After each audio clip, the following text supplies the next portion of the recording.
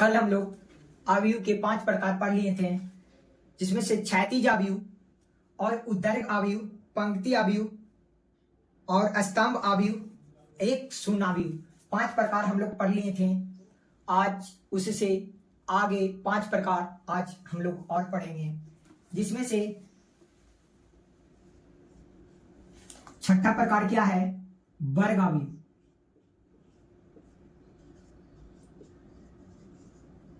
क्या है? वर्ग अवयव। तो वर्ग अवयव क्या है? वैसा अवयव जिसमें रो और कॉलम की संख्या समान होनी चाहिए।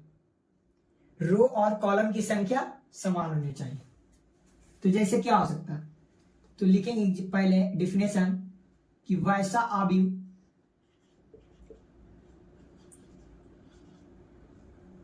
जिसका रो और कॉलम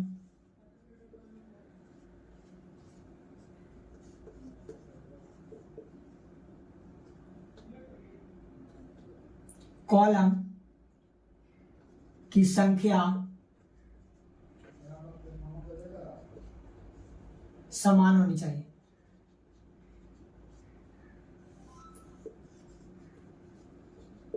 होनी चाहिए। एग्जाम्पल में यानी उदाहरण क्या बोला? रो और कॉलम की संख्या समान होनी चाहिए। तो 2, 4, 5, 8। इसमें देखो 2 क्या है? 2 कॉलम है तो 2, और 2 रो है तो 2 क्रॉस 2, यानी कि रो की संख्या और कॉलम की संख्या समान है। तो यह क्या कहलाएगा? वर्ग अवयव। जिसमें रो और कॉलम की संख्या समान होनी चाहिए उसे क्या कहते हैं? वर्ग अवयव कहते हैं। यानी कि पंक्ति और स्तंभ, इसको हम लोग क्या कहते हैं? पंक्ति, और इसको क्या कहते हैं? स्तंभ। तो पंक्ति और स्तंभ की संख्या क्या होनी चाहिए? समान होनी चाहिए। तो क्या होगा? वर्ग अवयव। तो वर्ग अवयव हम लोग समझ लिए। इसके बाद आगे प्रकार है 7 नंबर प्रकार है विकर्ण अवयव। क्या है? 7 नंबर क्या है? विकर्ण अवयव।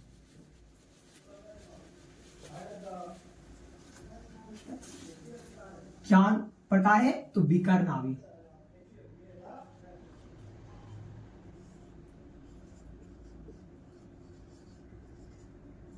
विकर्ण अवयव क्या है? विकर्ण अवयव एक वर्ग अवयव है। विकर्ण अवयव एक वर्ग अवयव है। इसमें विकर्ण के अवयव होंगे, लेकिन विकर्ण के अलावा सभी अवयव शून्य होंगे। विकर्ण के अवयव होंगे, लेकिन विकर्ण के अलावा सभी अवयव शून्य होंगे। तो जैसे देखो, पहले डिफिनेशन बुक में क्या दिया हो कि विकर्ण अवयव एक वर्ग अवयव को विकर्ण अवयव कहते हैं। ठीक है, यदि इसके विकर्ण के अतिरिक्त सभी अवयव शून्य होंगे। क्या दिया हुआ है? विकर्ण अवयव एक वर्ग अवयव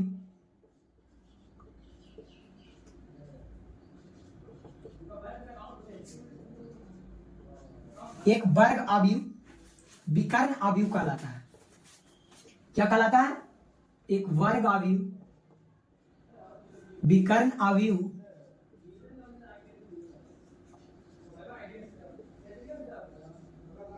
कहलाता है।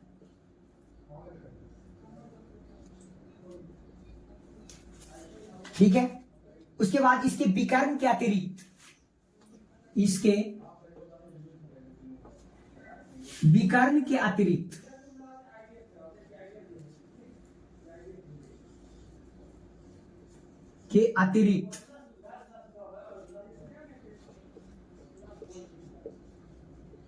विकर्ण के अतिरिक्त सभी अवयव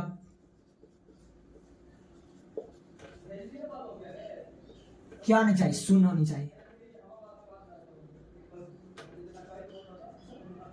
होना चाहिए।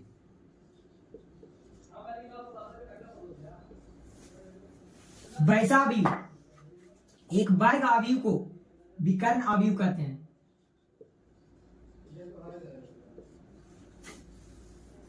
इसके विकर्ण के अतिरिक्त सभी अवयव शून्य होनी चाहिए, तो उसे क्या कहते हैं? विकर्ण अवयव। जैसे यानी कि उदाहरण में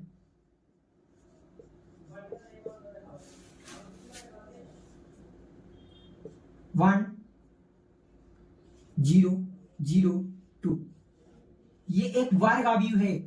वर्ग अवयव हम लोग अभी पढ़े थे पहचानने के लिए कि रो और कॉलम की संख्या समान होनी चाहिए। रो और कॉलम की संख्या समान होनी चाहिए तो वर्ग अवयव। तो देखो 1 रो 2 रो, 2 रो हो गया, 1 कॉलम और 2 कॉलम, 2 कॉलम हो गया, तो ये एक वर्ग अवयव है।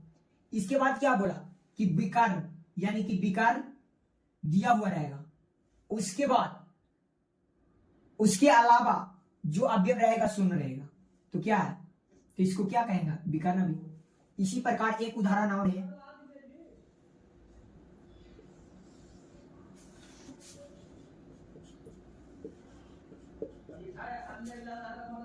एट 0 0 0 5 0 0 0 6।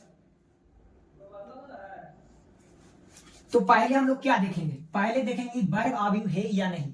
तो देखेंगे 1 रो 2 रो और 3 रो, 3 रो है, और 1 कॉलम 2 कॉलम और 3 कॉलम, 3 कॉलम 3 रो है, तो ये 3 कॉलम 3 रो है, यानी कि ये एक वर्ग अवयव है। उसके बाद क्या चेक करेंगे कि विकर्ण के अतिरिक्त सभी अवयव शून्य होनी चाहिए। विकर्ण रहेगा यानी कि ये विकर्ण रहेगा, उसके अलावा सभी अवयव शून्य होगा, तो सभी अवयव शून्य, तो ये क्या हो गया? विकर्ण अवयव। तो विकर्ण अवयव हम लोग अच्छे तरीका से समझ गए। उसके बाद अदिश अवयव, 8वां प्रकार क्या है अवयव के, यानी कि मैट्रिक्स के, कि अदिश अवयव क्या है। 8 नंबर प्रकार है अदिश अवयव क्या है। तो अदिश अवयव में एक डिफिनेशन दिया है कि पहला, यह एक वर्ग अवयव होने चाहिए। दूसरा नंबर कंडीशन है कि विकर्ण अवयव होनी चाहिए। विकर्ण अवयव होनी चाहिए। उसके बाद तो ये क्या होगा? अदिश अवयव होगा। अगर ये वर्ग अवयव और विकर्ण अवयव हो जाएगा तो यह एक अदिश अवयव होगा। इसमें डिफिनेशन बुक से क्या दिया हुआ है कि एक वर्ग अवयव अदिश अवयव कहलाता है, लेकिन इसके मुख्य विकर्ण के सभी अवयव समान हो, लेकिन इसके मुख्य विकर्ण के सभी अवयव समान हो। जैसे हम लोग विकर्ण अवयव में क्या पढ़े थे? विकर्ण अवयव में विकर्ण के अलावा सभी अवयव शून्य होनी चाहिए। विकर्ण रहेगा लेकिन उसके अलावा सभी अवयव शून्य होनी चाहिए। लेकिन अदिश अवयव में क्या कहा है कि विकर्ण सेम होनी चाहिए और उसके अलावा जो रहेगा वो शून्य होनी चाहिए। इसकी डिफिनेशन है कि या वर्ग अवयव को विकर्ण अवयव कहेंगे, अदिश अवयव कहेंगे, इसके मुख्य विकर्ण के सभी अवयव समान होनी चाहिए तथा मुख्य विकर्ण के अतिरिक्त सभी अवयव शून्य होनी चाहिए। इसके डिफिनेशन क्या हो जाएगा कि एक वर्ग अवयव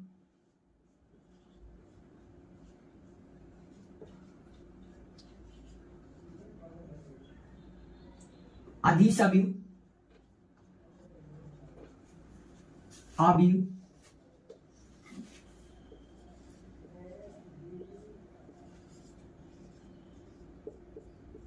कहलाता है। लेकिन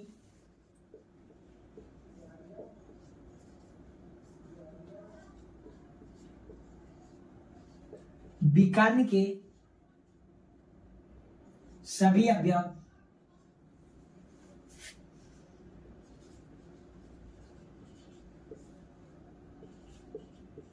क्या समान हो, उसके अतिरिक्त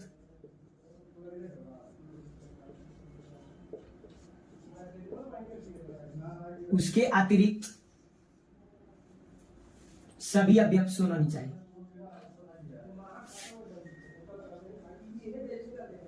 क्या होनी चाहिए? शून्य होना चाहिए। तो कौन सा अवयव होगा? अदिश अवयव।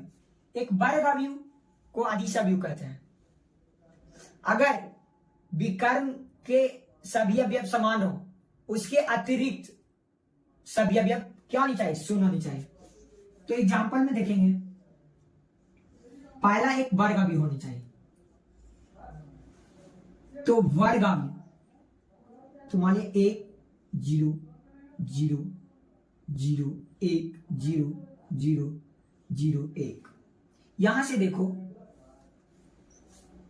कि पहला कि 1 कॉलम 2 कॉलम और 3 कॉलम, 1 रो 2 रो और 3 रो, 1 कॉलम 2 कॉलम और 3 कॉलम। तो ये 3 क्रॉस 3 का ये तो वर्ग अवयव है। पहला नंबर केस पास कर गया कि एक वर्ग अवयव है। ठीक है, अब चेक करेंगे विकर्ण के सभी अवयव समान होने चाहिए। तो विकर्ण के सभी अवयव क्या है? समान है। ए भी पास हो गया। उसके बाद क्या करा? उसके अतिरिक्त सभी अवयव शून्य होनी चाहिए। विकर्ण के अतिरिक्त सभी अवयव शून्य होना चाहिए। तो सभी अवयव क्या है? शून्य है। तो ये क्या हो जाएगा? अदिश अवयव। इसी प्रकार दूसरा एग्जांपल लेते हैं, 5 0 0 0 5 0 0 0 5। तो फर्स्ट रो, सेकंड रो और third row, first column, second column और थर्ड कॉलम। तो ये 3 क्रॉस 3 का, 3 कॉलम है, 3 रो है और 3 कॉलम, तो 3 क्रॉस 3 का। तो ये एक वर्ग अवयव है। 3 रो है और 3 कॉलम। तो वर्ग अवयव क्या बताए थे कि रो और कॉलम की संख्या समान होनी चाहिए, तो वर्ग अवयव हो गया। तो 3 क्रॉस 3 है तो वर्ग अवयव। तो पहला केस पास कर गया। दूसरा केस में क्या करा कि लेकिन विकर्ण के सभी अवयव समान होने चाहिए। तो विकर्ण के सभी अवयव क्या है? समान है। तो दूसरा केस भी पार कर गया। फिर तीसरा केस क्या करा कि इसके अतिरिक्त सभी अवयव शून्य होनी चाहिए। तो विकर्ण के अतिरिक्त सभी अवयव क्या है? शून्य। तो ये क्या हो जाएगा? अदिश अवयव। तो हम लोग अदिश अवयव अच्छे तरीके समझ गए होंगे। तो इसके बाद 9वां प्रकार क्या दिया हुआ है कि तत्समक अवयव। तत्समक अवयव क्या होता है?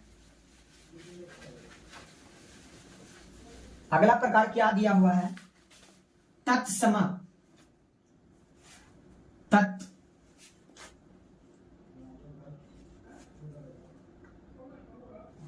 अवयव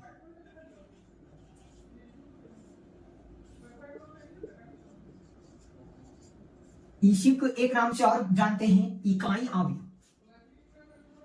क्या जानते हैं? इकाई अवयव। तो इकाई अवयव क्या होता है? तो पहले देखते हैं बुक की परिभाषा।